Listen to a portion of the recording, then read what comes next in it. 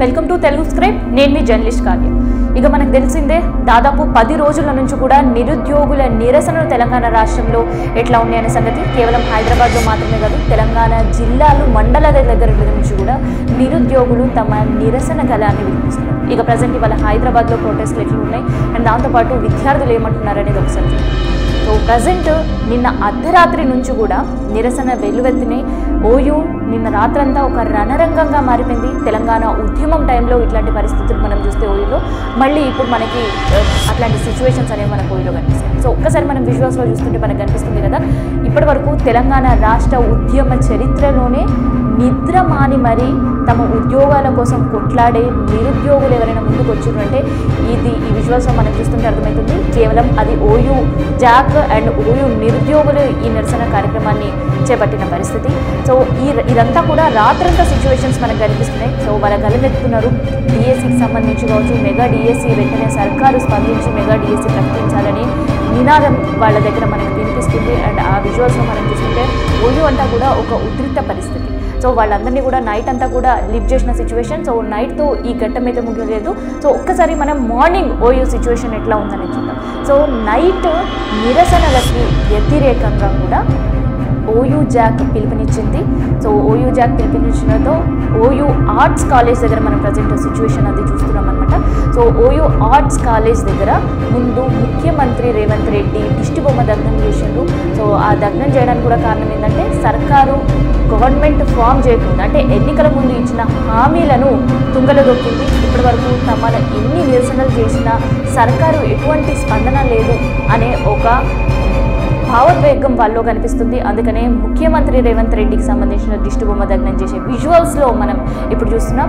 So కేవలం ఈ OU arts college ముందు మాత్రమే కాదు, ఇంకోవైపు మనం సోమాజిగూడ దగ్గర ఉండే ఇవాళ జరిగిన కండక్ట్ చేసిన ఒక ప్రోగ్రామ్స్ గురించి ఒకసారి చూస్తుంటే, సోమాజిగూడ దగ్గర ఉండే ప్రెస్ క్లబ్లో మనకి ఇవాళ రౌండ్ టేబుల్ సమావేశం నిర్వహించింది.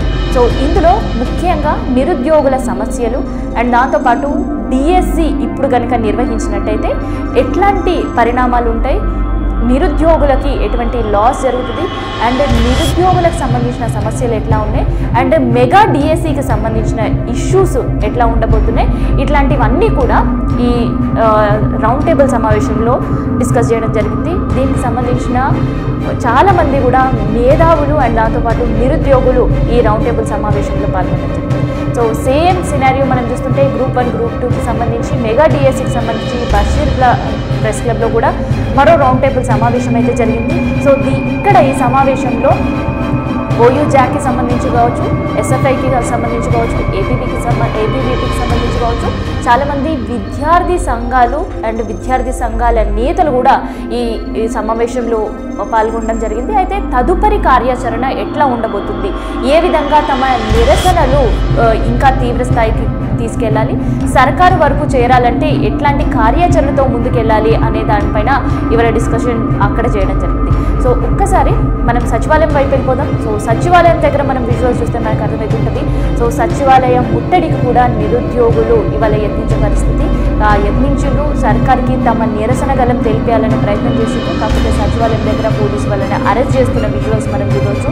సో వాళ్ళని అరెస్ట్ చేస్తున్నారు. అరెస్ట్ చేసి జీప్ ఎక్కించి పిఎస్కి తరలించే క్రమంలో కూడా వాళ్ళు ప్లకార్డులతో తమకు న్యాయం చేయాలి, వి వాంట్ జస్టిస్ అనే నినాదాలు మనకు అక్కడ వినిపిస్తున్నాయి. సో ఇది మొత్తానికైతే తెలంగాణ రాష్ట్రంలో జిల్లాల్లో హైదరాబాద్లో నిరుద్యోగుల నిరసనకు సంబంధించి వివరాలు. అండ్ ఇప్పటి వరకైనా సర్కారు ఎట్లా స్పందిస్తుందో చూడాలి. ఇన్కేస్ సర్కారు స్పందించకపోతే నిరుద్యోగుల కార్యాచరణ ఎట్లా ఉండబోతుంది, ఎట్లాంటి కార్యాచరణతో వాళ్ళు ముందుకు వెళ్ళబోతున్నారు అనేది కూడా